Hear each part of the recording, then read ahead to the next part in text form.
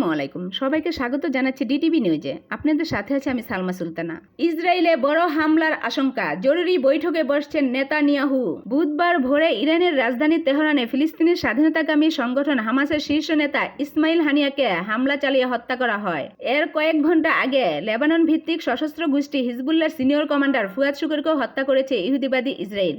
এই দুই নেতাকে হত্যার কারণে ইসরায়েলে বড় হামলার আশঙ্কা করা হচ্ছে। ইসরায়েলি সংবাদ মাধ্যম টাইমস অব ইসরায়েল এক প্রতিবেদনে এই আশঙ্কা করেছে।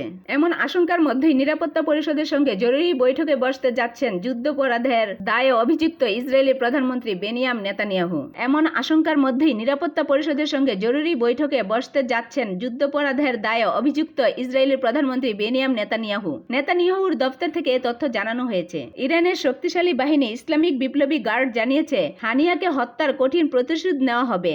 তারা এক বিবৃতিতে বলেছে, তেহরানে গুপ্ত হত্যার শিকার হানিয়ার হত্যাকাণ্ডের জবাব হবে কঠোর ও বেদনাদায়ক। ইরান এবং প্রতিরোধ বাহিনী এই অপরাধের জবাব দেবে। এছাড়া ইরানের সর্বোচ্চ দলীয় নেতা আয়াতুল্লাহ আলী খামেনিও ইসরায়েলকে কঠোর শাস্তি দেওয়ার হুমকি দিয়েছেন। তিনি বলেছেন, এই কাজের জন্য অপরাধী ও সন্ত্রাসী ইহুদিবাদী সরকার যেন কঠোর শাস্তির জন্য প্রস্তুত থাকে। যেহেতু হানিয়াকে ইরানে হত্যা করা হয়েছে, তাই তার হত্যার প্রতিশোধ নেওয়া আমাদের দায়িত্ব। গত বছরের 7ই অক্টোবর দখলদার ইসরায়েল ও ফিলিস্তিনি সশস্ত্র গোষ্ঠী হামাসের মধ্যে যুদ্ধ শুরু হয়।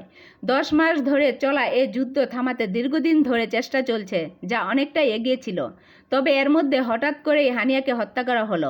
এতে করে ইসরায়েল হামাসের মধ্যে যুদ্ধবিরতির যে একটি সম্ভাবনা তৈরি হয়েছিল, সেটি অন্তত কয়েক মাস পিছিয়ে গেল। এতক্ষণ আমাদের ডিটিভি নিউজের সাথে থাকার জন্য সবাইকে ধন্যবাদ।